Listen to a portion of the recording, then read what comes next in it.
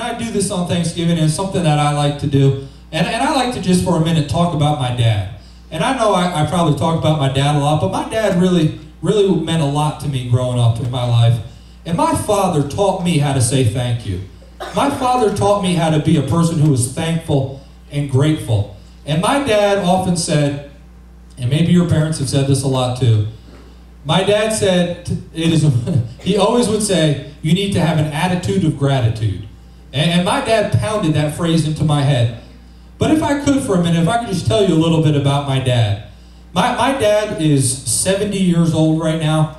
He was born in 1938. And for those of you who may not be able to connect the dots there, in 1938 we were having the Great Depression.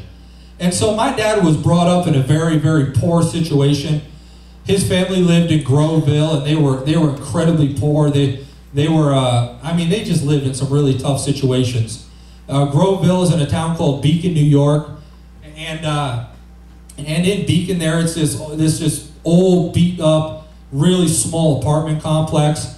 And his father was always struggling for work, and so my dad grew up just in an extremely poor and extremely poverty situation.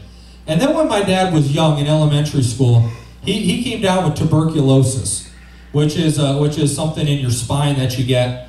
And for 2 years of my dad's life, his 5th grade year and his 6th grade year, he spent those 2 years in a hospital in a full body cast, laying down on a bed.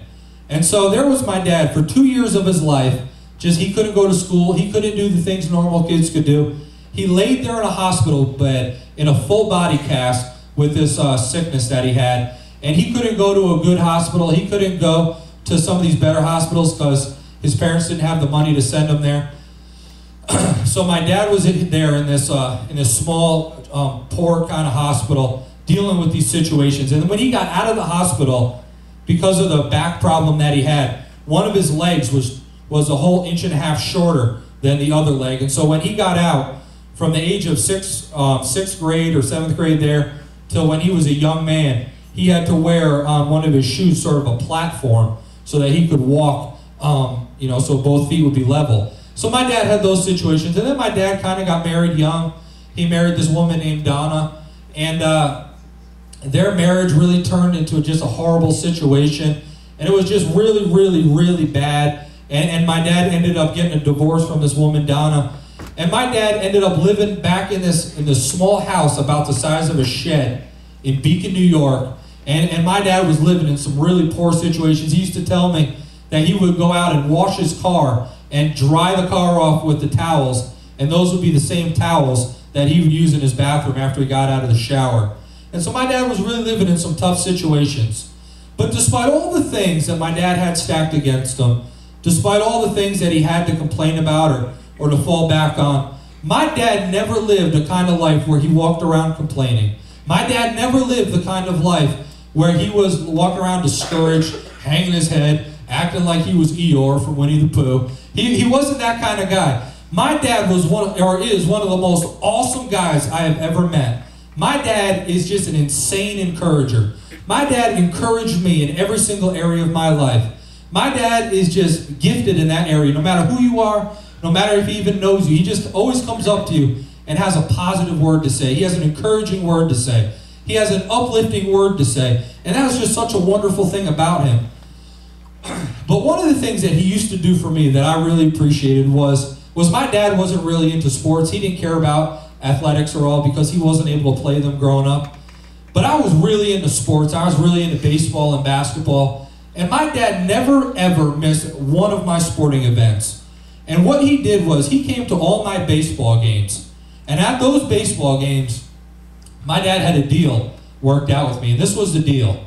For every base that I got on a hit, he would buy me a pack of baseball cards. Because when I was growing up, I was a lot like Matt Reed. I collected basketball cards, baseball cards like crazy. And so if I got a double, I would get 2 packs of cards. If I got a home run, I'd get 4. So you guys see how it is. And so after every game, we would go from the baseball field, we'd go to this baseball card shop that I practically lived at as a kid. The name of it was Baseline Baseball Cards. And so he would go there and I'd go get a pack of cards.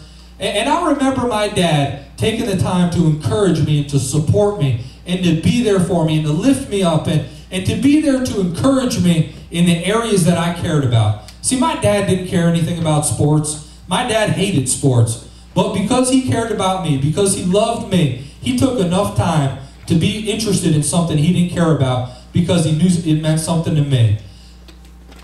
And I'll never forget the fact that my dad hated golf more than anything in the world. My dad passionately hated golf and hates golf.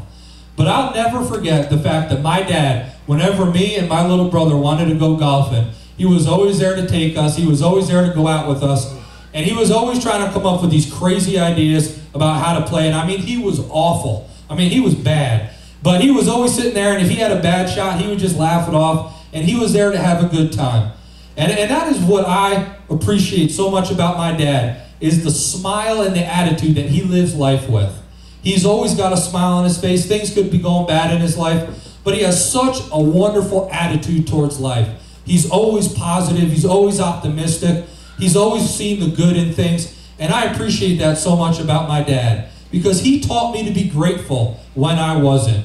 I mean, I was like maybe some of you are, just always complaining, always things, you always wanted more than you had. You're always never happy with the current situations.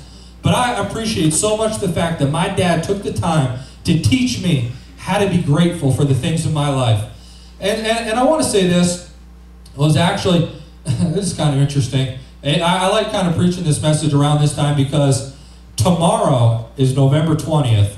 And that day may not mean a whole lot to you, but tomorrow I'll have actually officially been in Roaring Spring for 2 whole years. So, you don't need to clap. But, so November 20th, that's kind of my anniversary day here with the church. But I remember November 20th 2 years ago. And November 20th 2 years ago, me and Melissa, we were getting the U-Haul van all packed up to drive it up here to Roaring Spring. And so we were about to leave, and my mom was going to drive my Chevy pickup truck here to Roaring Spring, because I was driving a Chevy pickup then.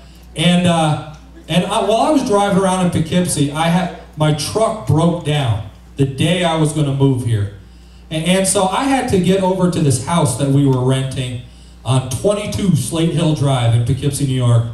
And I had to get over there because we kind of had this deal worked out with the landlord where I would do work out the house and kind of improve the house, and he would kind of cut the rate or the rent that he was charging us.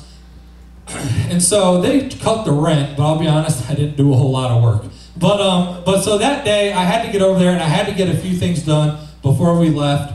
And so I was over there working, and my dad dropped me off at the house, and the U-Haul truck was there. And so that was the last time I was saying goodbye to my dad before I came here to Roaring Spring. And so I was up in this bedroom, and I was just painting a wall real quick there. And I remember looking down at the window there, and my dad was leaning down in his car there, and he was changing some sort of fuse in his car. And I remember, and I hope you guys don't think I'm a wimp or nothing, but I remember just looking there, sitting there in that window. It was actually the window of our bedroom there at that house. And I was just looking down the driveway at my dad there. And I started to cry like a little baby, man. Because one of the hardest things about leaving Poughkeepsie for me back there 2 years ago was saying bye to my dad. Because my dad means so much to me. I care so much about my dad and the influence that my dad has had on my life. Because my dad is just a special person. No matter how hard life gets, no matter how tough life gets, he always has a smile on his face. He's always seeing the good in things. And no matter how many times I may screw up in my life, or how many dumb decisions I may make, I know that my dad is always there for me, and I know that my dad is always there to pray with me, to offer me an encouraging word, and even like we've preached the last couple weeks, even rebuke me when I need that too.